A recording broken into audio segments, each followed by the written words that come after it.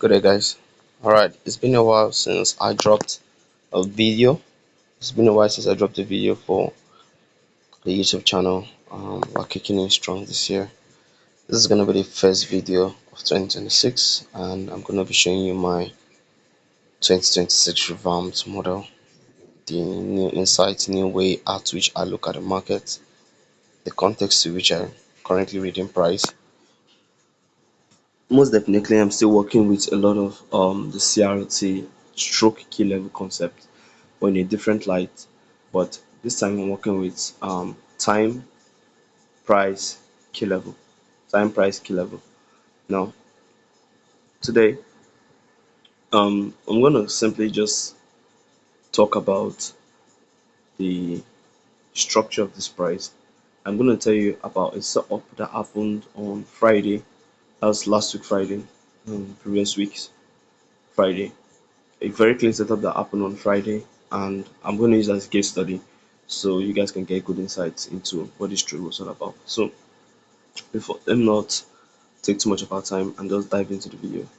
So, based on structure, understanding what is happening off this 1 hour time frame, because now I'm trading intraday, catching just quick moves on the days, just trying to get some quick plays. So, if you look at this structural price point from London Open 8 o'clock GMT, Lagos time GMT, we had structure to take out lows, key level breaks.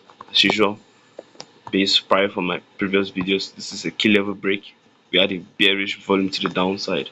Now, based on that, we can identify that highs here were being swept. Fine.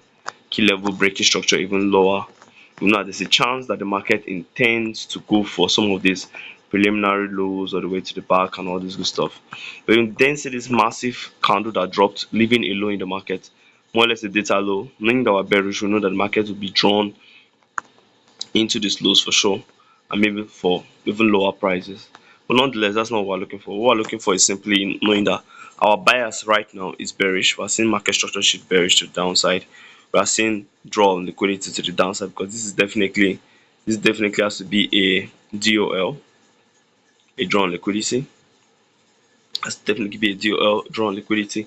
And what I'm then looking for is within this defining price range, from the highs all the way down, we want to see the market give us a nice retracement, some areas above 50%, for us to be able to get our play. So now, what am I looking for when I'm coming to the market?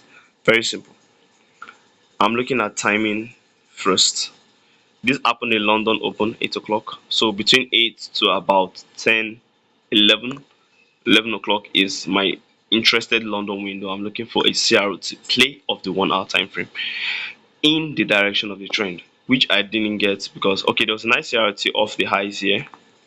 There was a nice CRT off the highs here, of which it led to the structural shift that beats the thesis, quote unquote, the thesis to which we are currently trading. It took that guy out. We know that the market is tracing, and we're definitely going for these lows. Now, as we came into New York Open, which was around 13 o'clock, right here, we want to see after 13 o'clock a CRT to happen, and this is where we got a CRT play here. Let me zoom out a little bit. Can you see that? So we can see just after the open, let me this is shaking a little bit. All right, just after the open here, 13 o'clock, that's 1 o'clock New York time, we had a candle, we had this guy take the high, close back inside the range.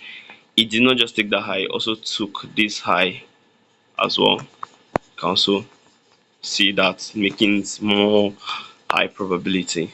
So after taking that high, what did we get? We got a close back inside of that range. We got a close back side of the range. Then in real time, this is what we're gonna have. Let me just remove this candle. This is what we're gonna have. The CRT happened, we came back inside the range, and what we're gonna looking for, the next candle's play.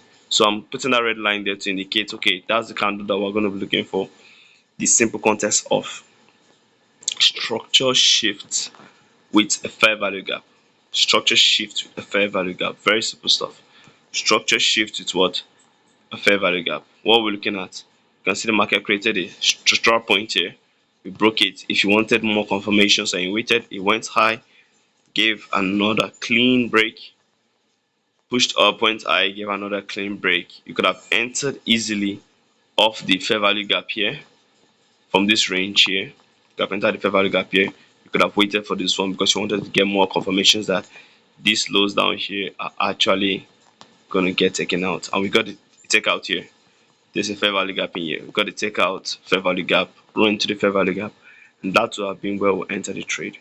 Now, how do I place my entries? How do I place my stops and all that good stuff? This is my fair value gap. I place my entry mostly at the 50% of the fair value gap. You can take the risk of placing it at the other block, but sometimes it may not trigger your other block. So most likely 9 out of 10 we always get the 50% of the fair value gap. So if you get our entries on that, stops goes above the range high. Now sometimes the market might decide that okay, it still wants to sweep a little bit of liquidity up and sell without taking out the CRT high, which is the protected high.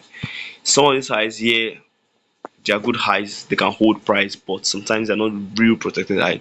True high sits up here, so sometimes it's best putting your stops above a point that completely invalidates your setup. So we enter there, and what are we targeting? We'll be targeting what? The data lows, which is the lows that were created from the higher time frame withdrawal liquidity, which left a perfect descent about, let's call it a 4.99. That's 5 hour descent, 5 hour multiple, done in about a few, in less than an hour or so.